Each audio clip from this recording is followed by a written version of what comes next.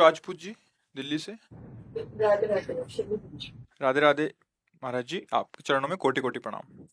श्री राधा कृष्ण के अलावा इस संसार में मेरा और कोई नहीं है, न ही मुझे किसी भी सांसारिक रिश्तों में कोई रुचि है। मैं पेशे से एक फिल्म निर्देशक हूँ। प्रोफेशनली काम के साथ साथ मैं पिछले 20 सालों से अध्यात्म की राह पर चल रही हूँ। किसका है जी? अब जैसे जैसे मैं गहरे ध्यान साधना में जाती हूँ, वैसे वैसे मन दुनिया से पूरी तरह अलग होता जा रहा है। साफ दिखाई देता है कि ये दुनिया एक माया जाल है। ऐसा लगता है सब कुछ छोड़कर वृंदावन में निवास कर लें, क्योंकि मेरी आत्मा सदैव यहीं रहती है। या कहीं एकांतवास कर लें, ताकि बचे हुए जीवन को पूरी तरह प्रभु की सेवा हाँ, में लगा बहुत सकूं। सुंदर, बहुत वंदनीय विचार है। बहुत पर उत्तम। जीवन का लाभ तो यही है, पर अगर आंतरिक ऐसी स्थिति तो कहीं भागने की जरूरत नहीं। वैसे मन तो कहता है कि एकांत सेवन करें या ऐसे परम पावन धाम आदि में रहें। महाराज, इनका तो प्रश्न है कि दुनिया के लोगों से डर लगता है, क्योंकि आज महिलाओं के साथ समय सुरक्षित नहीं है। अब मुझे क्या करना महिलाओं के चाहिए? साथ क्या कहीं कोई सुरक्षित नहीं है। सब ऐसे कर्म होते चले जा रहे हैं, अपने बिगड़ते चले जा रहे हैं कि अपने कर्म ही अपने नाश कर रहे हैं। आप देख लीजिए, अगर सही ढंग से देखा जाए तो 1,000 आदमी में कोई एक आदमी ऐसा होगा जो ये जानने के लिए उत्सुक है कि मेरा कर्तव्य क्या है, मनुष्य का जीवन का लाभ क्या है, मुझे चलना कैसे चाहिए। सब मनमानी आचरण हो रहे हैं।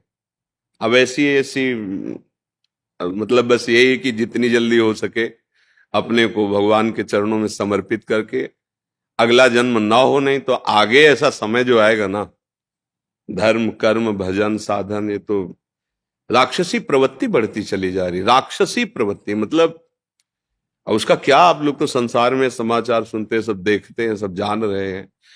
बिना भगवान का आश्रय लिए, बिना शास्त्रों का स्वाध्याय किए, बिना सत्संग किए पशुवत बुद्धि की वृद्धि होती रहती है, पशुता बढ़ती रहती है। अब उस पशुता बुद्धि में कहीं मंगल, कहीं सुख, कहीं शांति नामो निशान नहीं है। देखो क्या हो रहा है। हर व्यक्ति मदिरा का पान करने के लिए उत्सुक है, कोई शासन नहीं दिमाग में कि मैं क्या कर रहा हूं। हर व्यक्ति व्यभिचार में प्रवृत्त होने के लिए उत्सुक है। मतलब धन भोगों की बाहुल्यता और मनमानी आचरण, इतना जीवन रह गया है। ये तो राक्षसी जीवन है, मनुष्यता नहीं है। दैवी संपदा की तो बात जाने दो, साधुता की तो बात जाने दो। अब केवल सबका उद्देश्य यही हो रहा है, धन मिल जाए, वाहवाही मिल जाए, मनमानी भोग मिले। तो ये तो बहुत दुर्लभ बात है कि आप ऐसी जगह रहते हुए, ऐसा कार्य करते हुए ऐसी विचार वाली है। ये तो हम आपकी वंदना करते हैं, आपके भाव की।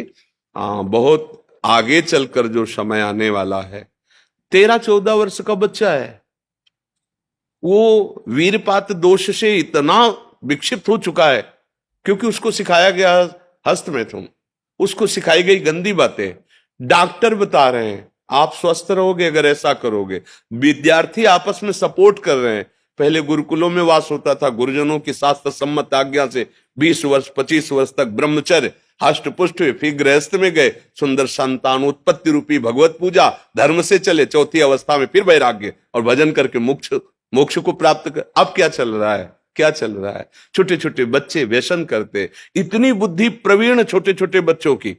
ओहो, अगर यही बुद्धि सतमार्ग में लग जाए तो अभी सब आनंद हो जाए। बहुत प्रवीण है, आज तक मोबाइल चलाना नहीं आता, इतना बड़ा बच्चा हो, सब सब जानता है कैसे खोलना है, कैसे। आश्चर्य है, कितनी बुद्धि प्रवीण। हम लोग इतने हो गए लेकिन हमें ज्ञान नहीं, और उसको ज्ञान है, वो कहां से कैसे सर्च करना है, क्या सब उसको ज्ञान है। अगर यही ज्ञान अच्छे मार्ग की तरफ, माता पिता को प्रणाम करना, उनकी सेवा करना धर्म से हमारे देश के भविष्य बन जाए। छोटी छोटी अवस्थाओं से ऐसे आचरण, ऐसे दृश्य, ऐसा संयोग, सो बच्चे बच्चे यहां सब। तो किसी को हम कहें कि मान लो स्त्री सुरक्षित नहीं तो पुरुष सुरक्षित है क्या? बुद्धि ही उसकी उसको भ्रष्ट कर रही है। मान लो बाहरी राक्षसी बुद्धि में तो ये बात आ गई कि वह स्त्रियों के साथ ऐसा भाव करते हैं, लेकिन आप देखो ना वो अपने साथ क्या कर रहे हैं। शराब पी करके, मांस खा करके, गलत आचरणों के द्वारा डिप्रेशन में पहुंच रहे हैं, जल रहे हैं, रात दिन जल रहे हैं। आगे जो उनका परिणाम आने वाला है वो तो बहुत ही भयावह होगा। आप सब देखते, हम बार बार इशारा करते, बोले क्या, बोले इतने की कार और शीशा लाख और उसी में जल गए। क्या हुआ? जला जला के खाए हो ना दूसरे जीवों को, बहुत धनी बनते थे ना, अब जलो उसी पे। बहुत हो उसमें कर्म तुम्हारा तुम्हें नष्ट कर देगा। तो इसलिए हम ये भी प्रार्थना करेंगे कि कहीं भागने की जरूरत नहीं है कि आप किसी एकांत सेवन के लिए जाएं। एकांत अपना हृदय है, भगवान सबके हृदय की बात देख रहे हैं। आप अंदर से प्रभु के चिंतन में, क्योंकि अगर ना होती तो आपका ये निर्णय नहीं होता। जैसे आप बोल रहे हैं ना, ये पहचान है कि आप भगवत चरणारविंद के आश्रित हैं, भजन में लगी हैं। तो ये दशा जो आती तभी आती है जब भजन होता है। तो सत्य बात यह कि इतने बड़े विषय प्रपंच में रहती हुई तुम्हारे मन की स्थिति ये है, विषयों के बीच में बैठकर जो समाधि को प्राप्त होता है वही सच्चा महात्मा है। एकांत गुफा में समाधि में प्राप्त हुए, पर संसार में जब आए तब फिसल गए। इसीलिए अगर बाजार में बैठकर तुम ध्यानस्थ हो और घर में रहकर तुम बैरागी हो तो त्रिभुवन में तुम्हें कोई परास्त कर ही नहीं सकता। सोचो, कुछ ऐसे साधक हैं जो पत्नी सहित ब्रह्मचर्य लिए हुए हैं, हम उनको प्रणाम करते हैं। दोनों मित्र बन करके संयम से रह रहे हैं। कितना बड़ा ब्रह्मचर्य का नियम है, कितना बड़ा सद आचरण है कि एक ही घर में रहना और दोनों संयम से रहना। तो हमें तो लगता है इससे बड़ा संन्यास और क्या होगा। घर में रहकर संयम से रह रहे हैं, क्या बात है, मतलब प्रणाम योग्य है। हम लोग डरते हैं चूक ना हो जाए, वो उसी चूक में रहते हैं और चूक नहीं करते हैं, तो बहादुर वो ये कि हम हुए। तो हमें लगता है भागने की जरूरत नहीं है, हमको वहीं अभ्यास करना है जहां हमारी विरोधी वृत्तियां हैं। और अगर वह अभ्यास दृढ़ हो गया तो कहीं अभ्यास फेल नहीं होगा। और अगर एकांत में अभ्यास दृढ़ हुआ तो समाज में फेल हो जाएगा, और समाज में दृढ़ कर लिया तो एकांत में तो और वो गाढ़ भाव को प्राप्त हो जाएगा। भागने की जरूरत नहीं है। आज ऐसी हवा चल रही है कि कहीं भी, बात बहुत विवेक से समझना, अगर आप दृढ़ नहीं हैं तो कहीं भी कुछ नहीं है। आप दृढ़ हैं तो सब जगह वही है, और आप दृढ़ नहीं हैं तो सब जगह माया ही माया है। दो ही पक्ष है। वृंदावन आप बंबई से देख सकते हैं, लाइव देख सकते हैं। जब आप मंत्र जपेंगे, नाम जप करेंगे, चिंतन करेंगे, तो आपकी दृष्टि में वहां से लेकर यहां तक बीच में कुछ है ही नहीं, केवल सीधे वृंदावन दिखाई देगा, वृंदावन की लीला दिखाई देगी। अगर यहां है और आपका दोष दर्शन होने लगा कि यहां भी लोग कैसे हैं कैसे, तो आपका चिंतन बिगड़ गया।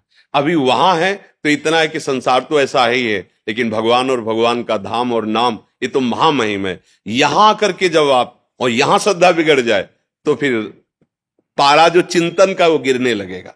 हमें लगता है हमारा चिंतन उठ रहा है तो चुपचाप वहीं रहकर चिंतन और बढ़ा लेना चाहिए। देखो, पूज्य भाई जी महाराज, श्री हनुमान प्रसाद पोद्दार जी, राधा बाबा गोरखपुर गीता वाटिका से सीधे प्रिया प्रीतम की लीला देखते थे। तो आज का समय ऐसा नहीं है कि आप किसी आश्रम में जाकर आप एक कमरा लेकर बहुत काल तक सुरक्षित भजन करें, ऐसा समय नहीं रह गया है। हमें लगता है कि अपने घरों में रह करके, अपने परिवार के साथ रहकर, अपने को राग रहित करके बहुत उत्तम स्थिति प्राप्त की जा सकती है। भागने की जरूरत नहीं। आजकल यंत्र हैं, मोबाइल आदि, इनसे सत्संग सुन सकते हैं। जब कभी मन आए, महीना 2 महीना 4 महीना में आके सत्संग सुन लें और एकांतवास करें। प्रभु के नाम से बढ़कर कोई तीर्थ नहीं है। जहां आप हो, आपके अंदर वही सब पवित्रता आ जाएगी नाम जपने से। देखो, संतों को कहा गया है तीर्थी कुर्वन्ति तीर्थानि। जहां संत जन तीर्थों में चरण रख देते तो तीर्थ पवित्र हो जाते हैं। तो क्यों? क्योंकि उनके हृदय में नाम चल रहा है। बात समझना, नाम चल रहा तो उनमें इतनी सामर्थ्य कि लोग तीर्थों में पवित्र होने जाते हैं और वो तीर्थों को पवित्रता प्रदान करते हैं। जब श्री भागीरथ जी गंगा जी को प्रसन्न किया तो गंगा जी ने 2 बातें कही कि एक तो मैं ब्रह्मलोक से नीचे गिरूंगी तो मुझे मृत्युलोक में रोकेगा कौन, क्योंकि इतनी प्रबल धारा तो हम रसातल को चली जाएंगे, तुम्हारा काम नहीं बनेगा, जो पुरखे हैं उनके।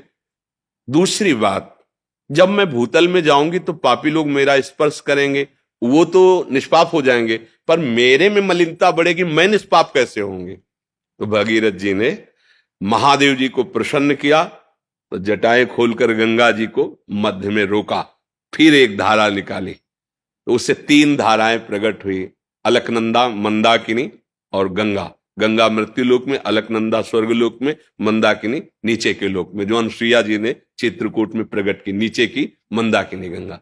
और कहा कि जो निरंतर भगवान का भजन करते हैं, ऐसे संत जन जब आप में चरण रखेंगे तो हे गंगा आप निष्पाप हो जाओगे। अब आप विचार करो, गंगा जी को भी पावन करने की सामर्थ्य भगवान नाम जापक में, वो नाम आपके पास है, वो भगवत चिंतन आपके जहां बैठोगी तो जगत पावन हो जाएगा। मम भक्ति युक्तो भुवनम पुनातु, कहीं भागने की जरूरत नहीं है, किसी के पास जाने की जरूरत नहीं है। अगर हमें शब्द मिल रहा है तो सुन लो, आचरण उतार लो, सब काम बन जाएगा। हमें अपना काम बनाना है। मिठाई वाला कैसा, हमसे मतलब नहीं, हमें मिठाई से मतलब। मिठाई अच्छी लगी, खा लिया, राधे साहब। उसे नहीं पूछते तुम कौन हो, क्या हो, तुमने खाया है, तुमने, तू जान, तेरा काम जान। तुम जो हमें मिठाई दे रहा है बहुत टाप की है, संत महापुरुषों के वचन, उनको पकड़ लो, वो आपको वहीं से दर्शा देंगे कि है क्या चीज। नहीं, आप पास रहते हुए भी हमें नहीं जान सकते, न सत न असत, दोनों का परिचय नहीं प्राप्त कर सकते। और जो हम कह रहे हैं, भजन में लग जाओ तो तुम जहां होगे, स्वप्न में तुम्हें परिचय मिल जाएगा कि कौन है। जागृत में तुम्हें अनुभूति होने लगेगी कि मुझे तो साक्षात ब्रह्म का दर्शन हो रहा है, मुझे तो साक्षात ब्रह्म का सानिध्य मिल रहा है। फिर कोई बात नहीं, जब अनुभव हो गया तो बात, जब तक अनुभव ना हो, हमारी प्रार्थना है, मतलब कोई भी कहीं भी दूरी बना के रखो, तभी धोखा से बच जाओगे। प्रार्थना है, नहीं तो फिर तुम्हारी श्रद्धा नष्ट हो जाएगी। हम क्या बोल रहे हैं उसको पकड़ो, मिलाओ, शास्त्र और संतों की भाषा में मिलाओ, ठीक बोल रहे हैं कि नहीं बोल रहे। अगर तस्मात् शास्त्रम प्रमाणम और हृदय शीतल हो रहा है, राजी हो जाओ, बात पकड़ लो। जब आपको अनुभव हो जाए तब आप निश्चिंत हो जाओ। जब तक अनुभव ना हो तब तक दूरी बना के रखो। नहीं, उनकी बात पे भी अश्रद्धा हो जाएगी, संतों पे भी, तो फिर बात नहीं बनेगी। संत संग किया जाता है मन से, उनकी बात मान लो, तन को अपने व्यवहार कार्यों में रखो, समाज में रखो, अपनी मर्यादा में रखो, और मन से उनकी बात, उनको जरूरत है तो वस्त्र दे दिया, भोजन दे दिए, भाई गृहस्थ है, बस संबंध में दूरी होनी चाहिए। तो हम इस बात को ज्यादा सपोर्ट नहीं करेंगे कि आप किसी आश्रम में वास करें, अपने घर में रहो, जो कर्तव्य है वो अपने कर्तव्य को करो। जिस भजन ने ऐसी स्थिति दी है उसी भजन में पूर्णता है, खूब अंदर चलाते रहो, मगन हो जाओगे। किसी को सपोर्ट में लोगे, वो सपोर्ट हटेगा तो टूट जाओगे। तुम असंग रहो, भगवान का आश्रय, भगवान नाम का जप, तो तुम्हारे सपोर्ट से लोगों का कल्याण होने लगेगा, तुम्हें किसी सपोर्ट की जरूरत नहीं। माताओं, बहनों, भाइयों, सबसे प्रार्थना है, किस गुरुजनों के, संतों के वचनों में अपने जीवन को लगा दो, बस इसे मंगल हो जाएगा। व्यवहार करने की जरूरत नहीं, व्यवहार में दूरी बनाओ, परमार्थ में आत्मसमर्पण कर दो, उनकी आज्ञा पर चलो, वही जो हैं वही तुम हो जाओगे। तुम्हें पता चल जाएगा कि तुम किसका संग कर रहे हो। जब भजन करोगे ना, ऐसे ऐसे नहीं, ऐसे नहीं, ऐसे फिर गड़बड़ हो जाता है, फिर परमार्थ में भी अश्रद्धा हो जाती है। आपको कोई इसमें संशय? बस एक समस्या आती है कि जैसे हम बहुत ज्यादा गाते हैं, क्योंकि मेरा प्रोफेशन बड़ा चकाचौंध वाला है, बहुत चमक वाला है, तो मैं ज्यादा लोगों का संग भी नहीं करती हूँ, और काम भी मुझे बहुत सिलेक्टिव चूज करने पड़ते हैं जिसमें मैं अपना 100% दे सकूं। जी, उस कार्य को इतना तो पता है ना कि भगवान का ही कार्य है। मान लो आप मनोरंजन समाज का ही सही, तो भगवत स्वरूप समाज है, उसके मनोरंजन को भगवान ने आपने सेवा जो आपको दी है, आप उस समय को भी भगवान के चरणों में समर्पित कर दें, और जो व्यक्ति उसमें है उनमें भी भगवत भाव कर लें, भजन हो जाएगा। पूरा का पूरा सिनेमा चल रहा है, वही नहीं है, ये सब सिनेमा ही चल रहा है, ये सब रूप हैं, ये सब अभिनय है। कहीं स्त्री का अभिनय, कहीं पुरुष का अभिनय, कहीं दुष्टता का अभिनय, कहीं साधुता का अभिनय, कहीं उत्तमता का अभिनय, कहीं अधमता का अभिनय। यही तो हम नहीं जान पा रहे। अगर ये जान गए ना तो मुक्त हो गए। अभिनय वाला जो अभिनय करता है वो कभी अपने को वो नहीं मानता है। वो जैसे किसी को अभिनय में मिला राजा का, किसी को अभिनय में मिला रानी का, लेकिन दोनों ठीक वैसे ही रुआब से अभिनय करेंगे, पर उनको पता है कि हमें 5,000 रुपए में राजा बनाया गया है और 5,000 रुपए में हम रानी बनी, और 2 घंटा के लिए अभिनय है, ना हम राजा है ना रानी। पीछे वो राजा रानी नहीं रहेंगे, सामने वो ऐसे ही रोल करेंगे। बस आपको ऐसे ही, आपको जो सेवा मिली है, जिस समाज में मिली है, वैसा अभिनय करो, पर आप वो हो नहीं। आप सच्चिदानंद भगवान के अंश हो, उनके स्वरूप हो, तो कहीं फेल नहीं होने वाले। जो अभिनय, बस यही बात, कसाई का सदन बड़ा उनकी महिमा गाई गई, वो अपना अभिनय करते थे, मांस ले आते कसाई वाले से, मांस ही बेचते थे, और इतना शुद्ध ज्ञान था कि उन्होंने ऋषियों को उपदेश किया। पिंगला जी वैश्या थी, और भगवान दत्तात्रेय ने 24 गुरुओं में उनको एक गुरु माना है। जिस दिन से उनके अंदर वैराग्य और होश संभला, तो वहीं रहते हुए, उसी घर में रहते हुए परमहंस अवधूत दत्तात्रेय जी ने उनको गुरु माना, ऐसी स्थिति हो गई। बिल्कुल घबराने की जरूरत नहीं, परिपक्व साधक बनो, हर जो आपका कार्य हर क्षेत्र में उतरो, लेकिन कौन है आप ये मत भूलो। आपको स्वांग मिला है वो आप ईमानदारी से कर लो और वो सब भगवान को समर्पित कर दो। सेवा आपका तो बहुत छोटा कार्य है। अम्बरीश जी चक्रवर्ती सम्राट थे, पर उनकी भक्ति के आगे दुर्वासा जैसा महर्षि भागना पड़ा। बस हमारी बात को समझो, आप ऐसा मत समझो कि आप कमजोर हैं, आप उन्हीं के अंश हैं। जो अम्बरीश जी में भक्ति आई हुई आपके हृदय में आ जाएगी। भक्ति कोई दूसरी नहीं। जो राम राम जप कर बड़े महापुरुष, जो राधा राधा कृष्ण जप के बड़े महापुरुष, वही नाम तो तुम्हें भी मिला है। तुम भी तो जप कर वैसे बन सकते हो। इसलिए निराश नहीं होना, हताश नहीं होना, भागना नहीं। जो सेवा जहां जैसी मिली उसी सेवा को भगवान की सेवा मान के करो और खूब मजबूत रहो, सूरवीर रहो। हारने की जरूरत नहीं, घबराने की जरूरत नहीं, भागने की जरूरत नहीं। शैलजा शर्मा जी कनाडा से। जी। राधे राधे गुरुदेव, आपके चरणों में कोटि कोटि प्रणाम। महाराज जी, अज्ञान किसे होता है? शरीर तो मुर्दा ही है, वस्त्र ही है, और चेतन तो सब पता है चेतन को। तो महाराज जी, अज्ञान किसे होता है? शीशा देखते हो आप, क्या दिखाई देता है? क्या दिखाई देता है शीशा में? अपना भी दिखाई है? अपनी शक्ल दिखाई देती है महाराज। आप यही तो मानते हो ना कि मेरी शक्ल है। इसी को अज्ञान कहते हैं। इसी को अज्ञान कहते हैं। जब तक ज्ञान नहीं होगा तब तक वो समझ में ही नहीं आएगा, सब अज्ञान ही है। गो गोचर जहां लग मन जाई, सो सब माया जानो भाई। मैं और मोर तोर तय माया, जे बस कीन्हे जीव निकाया। जैसे आप प्रश्न कर रहे हैं कि आत्म स्वरूप चैतन्य घन है, शरीर जड़ है, इसके बीच में मन है, उसका परिचय पाया। सारा खेल इसी मन का है। मन ही बंधन और मोक्ष का कारण है। परमात्मा में लगा हुआ मन मोक्ष, और विषयों में शरीर अभिमान से, भोगों में, शरीर संबंधियों में, यही बंधन का कारण है। ना आत्मा का कभी बंधन हुआ है, ना है, न कभी होगा। पर भ्रम से हम अपने आप को मन मान बैठे, तन मान बैठे, और मन और ज्ञानेंद्रियों के द्वारा भोगों में सुख ढूंढने लगे। हम अपने को स्त्री मानते हैं, पुरुष मानते हैं। इसी के कारण परस्पर राग, इंद्रिय विलासिता, यही अज्ञान है। जब ज्ञान का स्फुरण होता है भजन करने से, तो बिल्कुल शरीर ऐसे अलग दिखाई देता है जैसे कमरा में हम हैं, पर ये बिल्कुल अलग है। वस्तुतः ये जो पांच भौतिक है, ये भी वैसे ही पांच भौतिक है, रचना है हमारे प्रभु की। देखो, इसमें भी जल, पृथ्वी, वायु, आकाश शब्द का परिचय शब्द से होता है। जहां शब्द है वहां आकाश तत्व है। तो वायु, अग्नि, जल, मिट्टी, आकाश, ये पांचों तत्व हैं। इसमें भी इसी से बनी है। ईंट पत्थर जो भी है ना, ऐसे ये भी पांचों तत्व से बना है। अब इसका ऐसा रूप चैतन्य घन से प्रकाशित है कि रक्त, मज्जा, मांस आदि, और ये शुष्क काष्ठ की तरह शुष्क है। बका इसमें भी भगवान है, इसमें भी भगवान है। ये भी पांच भौतिक है, ये भी पांच भौतिक है। इसमें अंतरहित, इसमें चेतना युक्त है। ये जड़ संबोधन में आ गया और ये चैतन्य संबोधन में आ गया। बकाया कोई अंतर नहीं।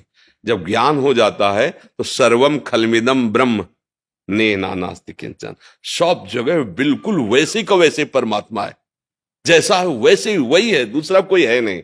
जब तक ये न दिखाई दे तब तक अज्ञान ही है। तो क्या आप सबको भगवत स्वरूप देख पा रहे हैं? क्या आप मान अपमान को समान देख पा रहे हैं? क्या शत्रु मित्र को समान देख पा रहे हैं? क्या निंदा स्तुति को समान? तो यही अज्ञान है। और इसी अज्ञान का निवारण गुरु मंत्र से, नाम जप से, ठाकुर सेवा से, भगवान की लीला चरित्रों के सुनने से और सद आचरण करने से। अगर हमारे आचरण गंदे हैं तो फिर बातें ज्ञान की भले हम पढ़े लिख के कर ले, लेकिन अनुभव कुछ नहीं होगा। आचरण से ही पहचाना जाता है कि ये दुरात्मा है कि महात्मा है।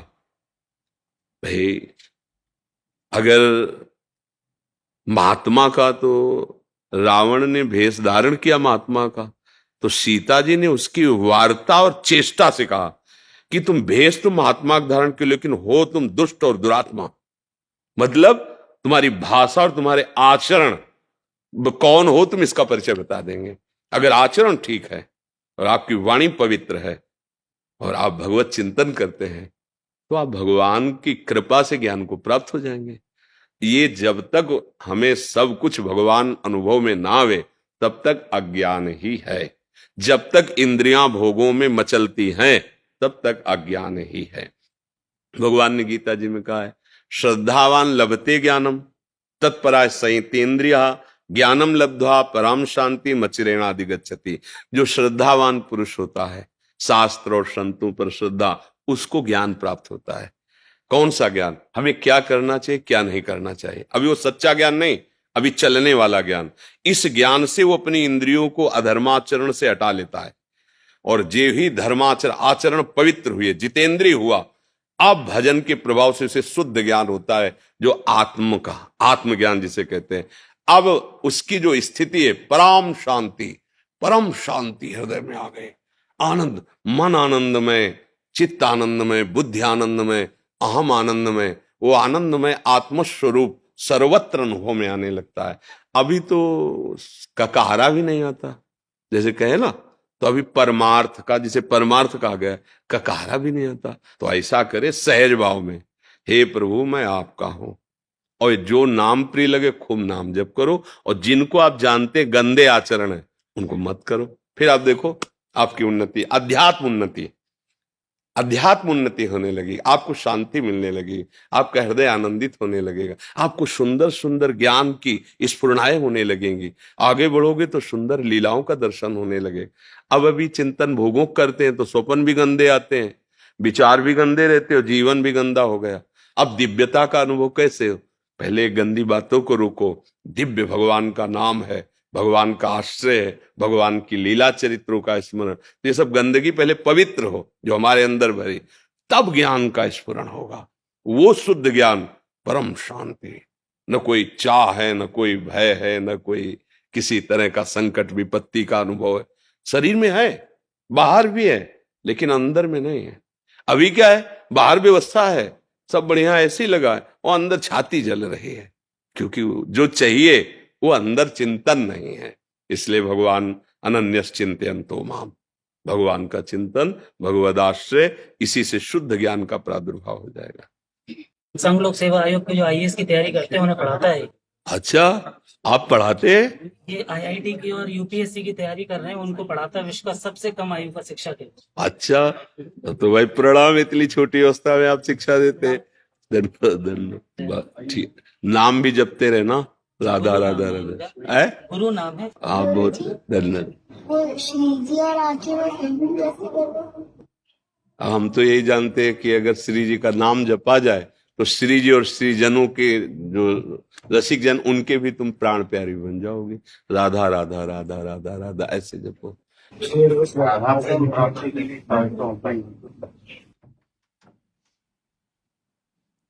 महाप्रभु ने पहले ही बता दिया, महाप्रभु चैतन्य देव ने, हमारी श्री जी को दैन्यता बहुत प्रिय है।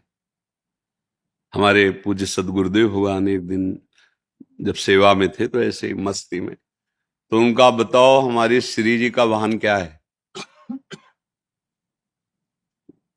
जैसे कार्तिकेय जी का मयूर वाहन है, सरस्वती जी हंस पे बैठे, महादेव जी नंदी पे सवार, अंबा शेर का, वैसे सबके वाहन है। तो हमारे भगवान भी श्री हरि गरुण। तो हमारी लाडली जी का वाहन क्या है? गुरुदेव भगवान ने पूछा।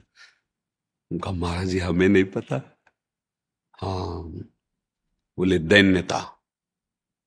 जिसके हृदय में दैन्यता है उसी के हृदय में लाडली जो विराजमान होती है।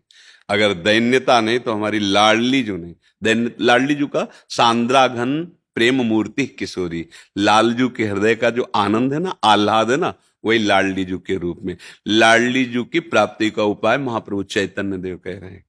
बोले तृणादपि सुनीचेन, इतनी दैन्यता होनी चाहिए कि तृण से भी नीच अपने अंदर भाव हो जाए। तृणादपि सुनीचेन, तरोर्यु सहिष्णुना। जैसे वृक्ष को कोई कुल्हाड़ मारे, ईंट मारे, फिर भी वो छाया, पत्ता, लकड़ी, छाल ये देगा ही, कोई अहित नहीं करेगा वो। ऐसे जिसका स्वभाव बन गया है, करत जे अनशहन निंदक तीनों पे अनुग्रह, वो आपकी निंदा कर रहा है, वो आपका अपमान कर रहा है, अवहेलना कर रहा है, और आप श्री जी से मना रहे हैं कि इसका कभी अमंगल ना हो। प्रभु आप इसकी बुद्धि को पावन करें, ये नादान जीव है, इसको कभी, जैसे ठाकुर हरिदास जी प्रार्थना करते हैं कि इन जल्लादों को कभी दंड न मिले जो शरीर को पीड़ा पहुंचाए। नाथ, इनकी बुद्धि मंद है, इनकी बुद्धि को प्रकाशित किए। करत जे अनशहन निंदक तीनों पे अनुग्रह कियो, तो वो वही कर सकता है अनुग्रह जो तरुषम सहनशीलता हो।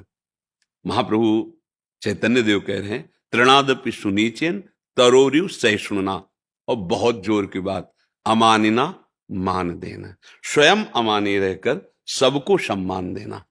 कीर्तनिया सदा हरि, तो लाल रंगीलो गाइए ताते प्रीति रंगीली पाई। हमारे आचार्य रसिक महापुरुष जन कह रहे यदि हरि हरि बोले तो लाडली मुस्कुरा देंगे, लाडली मुस्कुरा देंगी। हरि कृपा करेंगे तो जिह्वा पे राधा नाम स्फुरित हो जाएगा, हृदय में राधा चरण अरविंद प्रकाशित। लाडली जू लाल जू की है, लाल रंगीलो गाइए ताते प्रीति रंगीली। और जब लाडली जू कृपा करती हैं तो श्री कृष्ण अनुराग में वो डूब जाता है। श्री कृष्ण ललित रंगीली गाइए ताते प्रेम रंग रस पाइए। ये अद्भुत महाप्रभु चैतन्य देव का उपदेश है, हर संप्रदाय के हर उपासक को जीवन में उतारना चाहिए। बिना इस स्थिति के वो भगवत मार्ग में आगे बढ़ ही नहीं सकता। तृणादपि सुनीचेन तरोरि सहिष्णुना, अमानिना मान देन कीर्तनिया सदा हरि। गुरु प्रदत्त नाम और मंत्र को निरंतर जपिए, दैन्य भाव रखिए, दूसरों का सम्मान कीजिए और सहनशील बनो। किसी भी स्थिति में विचलित ना हो तो प्रेम अपने आप हृदय में स्फुरित हो जाएगा, क्योंकि वो है, नवीन नहीं आना है, वो है प्रेम। हमारा जो स्वरूप है हम उसे भूले हुए हैं, वो प्रेम स्वरूप ही है, दास्य स्वरूप ही है। हम देहाभिमान के कारण भोगों में रस बुद्धि करके हम उस प्रेम से वंचित हो गए हैं। नहीं, वो है, सबकी ममता ताग बटोरी, वही प्रेम बन गया।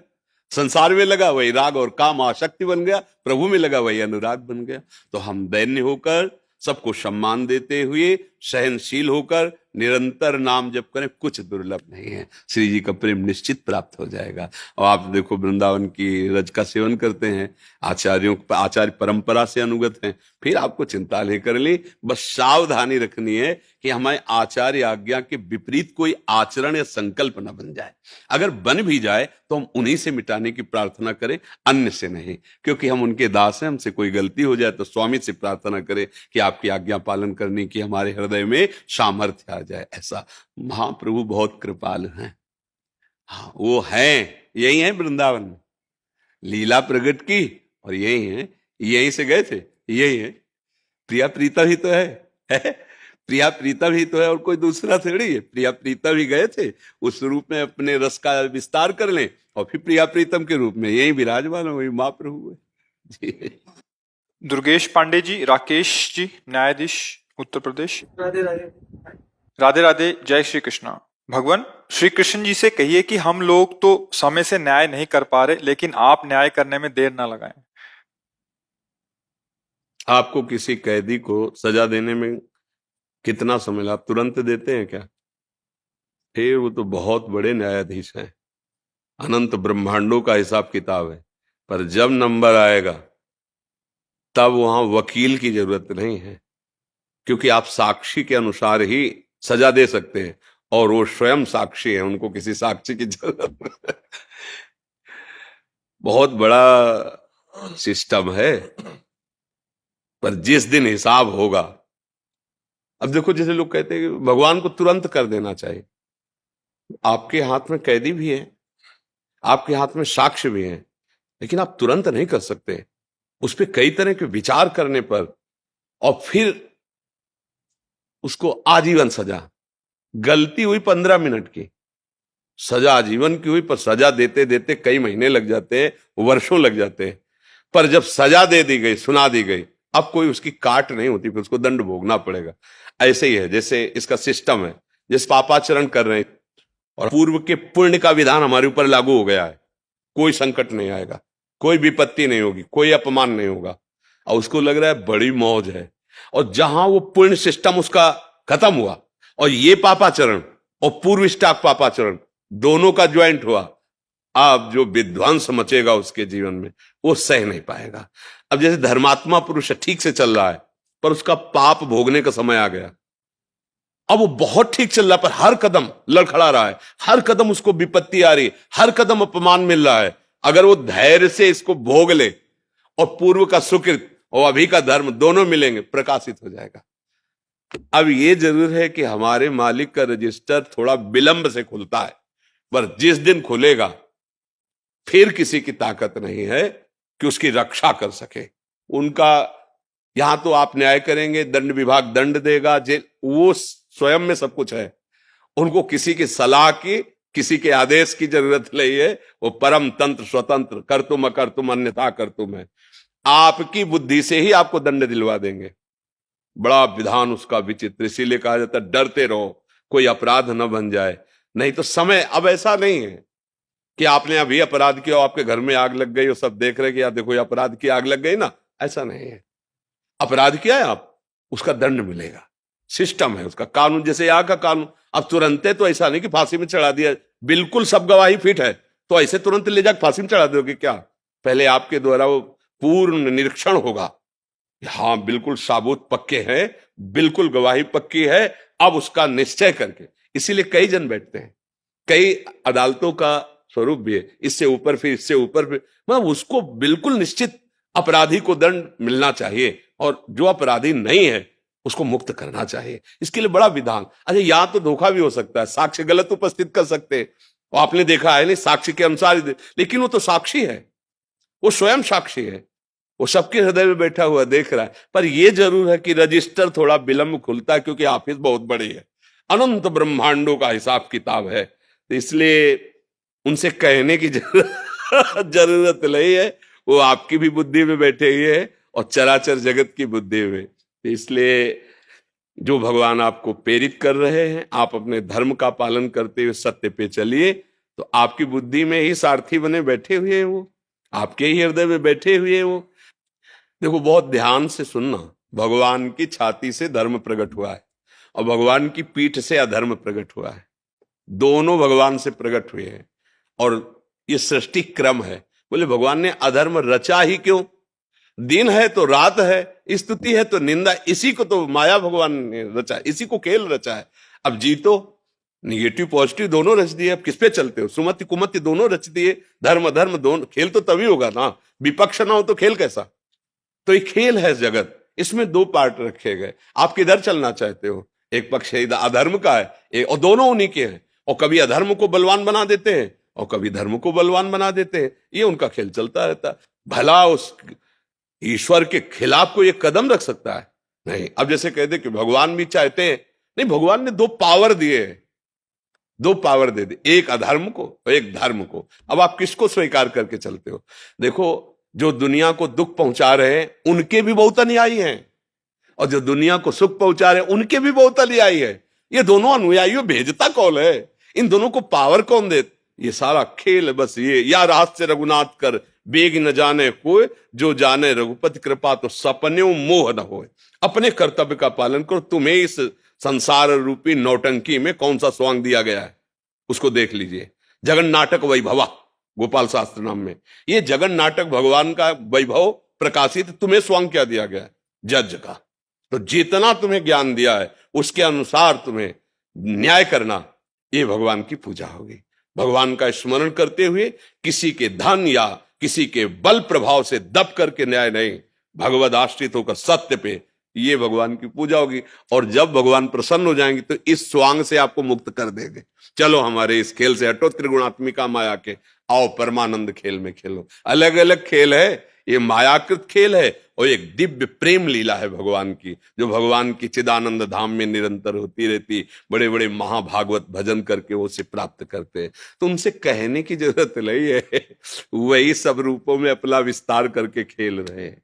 निवेदन हमारा जी, हाँ जी, एक बार हंस दीजिए आप, हाथ ऊपर करके। नहीं तो ऐसे कैसे हंसते, मतलब अब जैसे कोई ऐसी बात आवे ना, अब जैसे रोल में हंसला हो तो अलग है, ये जो हंसी होती है ना, ये आनंद की छकन में होती है। जैसे कोई भागवतिक बात कही और एकदम हृदय आनंदित हो गया, उस वो एक अलग। अब जैसे बनावटी में हंसा जाता है ना, तो उसमें स्वाद नहीं होता है। नहीं, देखो ना, जैसे नाटक में भी तो हंसते हैं तो उसमें स्वाद थोड़ी होता है। एक ब्रह्मानंद की छकन में भगवदानंद की छकन में जो हंसी आती है वो लुभायमान करती है। और ऐसे हंसना लुभायमान तो कॉमेडी नहीं, कॉमेडी कहते, क्या कहते हैं?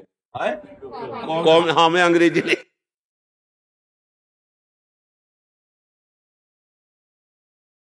इसलिए पर हमें ये अच्छा कि जैसे आप जैसे विज्ञ पुरुष, आप जैसे हमारे राज्य पदों में विराजमान जन यदि सत्य को, धर्म को लेकर चलेंगे तो हमारे समाज को बहुत बड़ा लाभ मिलेगा। क्योंकि अगर जो आप जैसे बड़े पदों में बैठे हैं, अगर आप धर्म को नहीं जानेंगे, सत्य को नहीं जानेंगे, तो कहीं ना कहीं आप किसी के दबाव में आ सकते हैं, धन के दबाव में आ सकते हैं, किसी के बल के दबाव में आ सकते हैं। और अगर आप धर्म को जानेंगे तो आपको फोन भी आवे कि फिर हम आपको देख लेंगे, कुछ नहीं हो सकता। हरि का भरोसा हो, पक्का कहते हो, सत्य पे चल रहा हो तो कोई कुछ नहीं कर सकता। बिल्कुल नहीं डरना चाहिए। अब अगर हमसे अधर्म हुआ है और वो ओपन नहीं हुआ, प्रकाशित नहीं हुआ, तो फिर हम ठीक करते हुए भी फंस जाएंगे। वो जो दंड हमें मिलना चाहिए, तो इस समय हमने अपराध नहीं किया पक्का, पर वो जो प्रकाशित नहीं हुआ पाप, अब वो आया है। इसीलिए जो विज्ञ जन होते हैं चुपचाप सह लेते हैं कि ठीक भाई, हमसे गलती नहीं, पर हम जानते कोई ना कोई गलती हमारी है, क्योंकि वो जो साक्षी है वो हमें दंड दे रहा है।